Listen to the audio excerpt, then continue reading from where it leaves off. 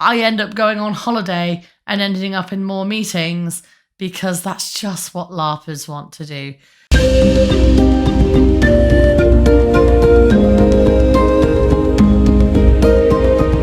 Hey party members, welcome back to LARP 101, where I answer your questions about LARP.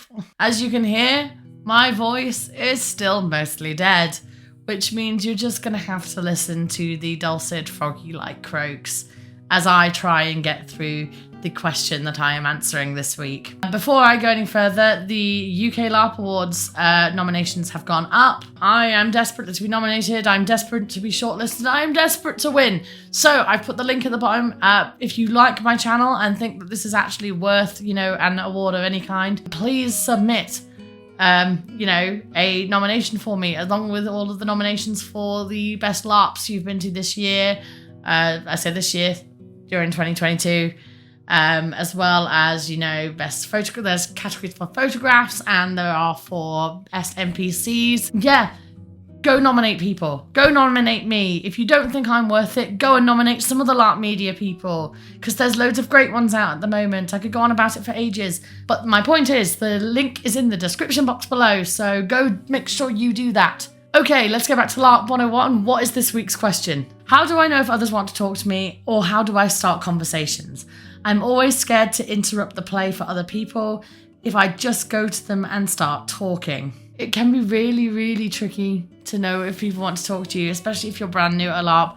I, despite the fact that I do this and sit around and talk to people, strangers on the internet about a rather weird and nerdy hobby, I'm actually a rather shy human being. I can sit in a room surrounded by people and not be able to talk to any of them because I just don't know how to start a conversation without sounding like a complete moron, because I'm a bit of an idiot and that comes across, and yeah, my confidence is just shot. It's just completely gone. So I get it. Yeah, it can be really, really rough to try and start a conversation, especially when people are clearly engrossed in other things that are going on. I had an incident at Empire where somebody I knew out of character came into a tent I was in, and I didn't know how to start a conversation with him, and he didn't notice me because he was talking to somebody else, and so he left, and I never actually went, "Hi, it's me. Do you want to role play together?" I wouldn't have said it like that. It's, that's not really the greatest way of getting to somebody to start role playing with you, is to ask them out of character, at least during the middle of the game. Ask out of character. That's always fine. If you want to sort of go to your friend and go, "I'm new and I'm nervous. Can your character come up and talk to my character?" A lot of people will say yes, because people love interacting with, everyone. That's not always ideal, especially if you go to a game where you don't know anybody and you've gone on your own, and that can be really quite intimidating to go, "Hi, I'm new, can anyone, talk to me?" But there are things you can do. So not quite to do with the talking, but if you're a new player at any game, what I would always recommend is you make yourself known to the event staff. There are often NPC characters in play who are there to help liaise with player characters, especially new ones, to help them get involved in plot and get involved with, other characters and other activities that are going on. So when you get to any event, if you're brand new and don't know anybody, identify yourself to the staff, because they want you to have a good time, and they will likely direct you to resources to help facilitate that as quickly as possible. But that's not always a helpful thing when you're in the middle of a game, you're sat in a tavern, you're surrounded by people, and you don't know what to do. So what I would personally recommend as a rather good icebreaker is bring food. In my experience, LARPers are generally greedy little gannets who will snap up biscuits and other such treats, especially if they're being offered for free, and will happily sit there munching away while talking about, how the world's all going to end and how they've somehow got to get the Womble spoon up the mountain to prevent that from happening. You don't have to be a great chef. If you are a baker or something, homemade treats always go down really, really well. So, if you've got a great recipe for, cookies or just like, you know, any other sort of baked snack. I had an amazing recipe for gingerbread, which I took with me to Empire, which went down reasonably well. It definitely got me into some conversations with people, and I got to trade with some people and meet different people, which was really cool. But even if you're not, just go out and find some, like, you know, a snack that looks relatively in character and just offer it to people. If you see a bunch of people sitting around a campfire, just go along and say, hi, does anyone want, you know, some jerky, a biscuit, anything? And a lot of people will say, yeah, sure, that'd be great. And, you know, you offer them one, they take it and you, can I sit down? Yeah. It sounds really almost too simple, but it can really be that simple. And fact of the matter is, odds are you are going to meet some people who won't want to speak to you, but that's okay. People sometimes want private conversations, sometimes they're playing characters that are just generally unpleasant, and they won't want to talk to you, but that's okay, because you'll have your tin of biscuits or your bag of jerky, and you can just move on to the next group. There's nothing stopping you from having that tool and using it on somebody else. So yeah, I would recommend having an icebreaker like food. It's a really, really good one.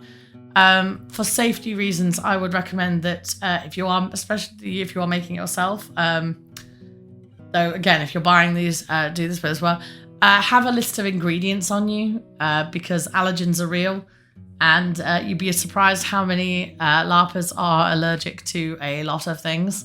You know, there's gluten intolerant people, peanut allergies, egg allergies. I've met some like dairy allergies, just all those nice good things that you would typically put into like a biscuit. Like loads of people just can't have it. So yeah, make sure you have a list of at least the ingredients on you so that you know you're not going to poison someone. Just a general recommendation for you know, just to keep you safe and make sure that, you know, that's not something that's on your mind. On the other hand, sometimes it's not so easy bringing food to an event. You're traveling quite far and you have to carry your own stuff. It can be, you know, a tin of biscuits can be an extra bit of weight that you really don't want to carry, and that's fair enough.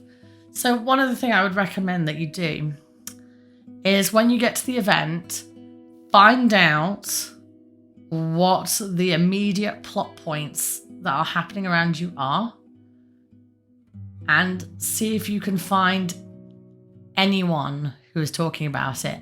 Especially if you go to larger events, there's lots of meetings. Players like meetings. I go to lots of meetings for my job. I end up going on holiday and ending up in more meetings because that's just what LARPers want to do.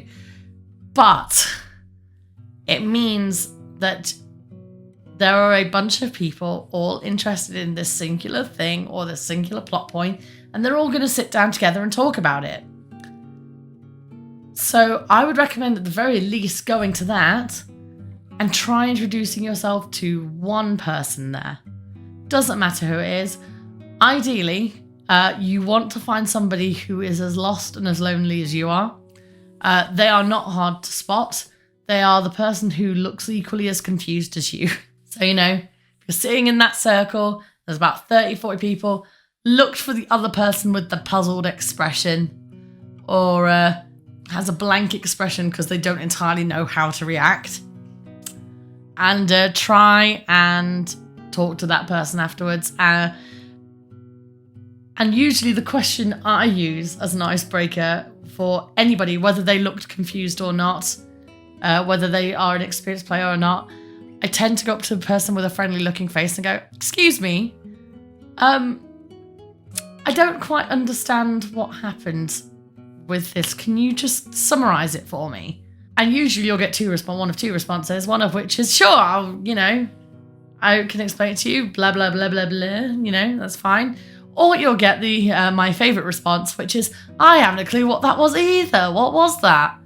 I don't know what's happening. And that's a really good way of just breaking that tension and breaking the ice. You either meet somebody who can tell you what's going on and help you get involved, or you can be confused together and start that conversation that way. Meetings at LARP do seem really boring. In many cases they are. If you're in a meeting any longer than 20 minutes, trust me, you've been there way too long.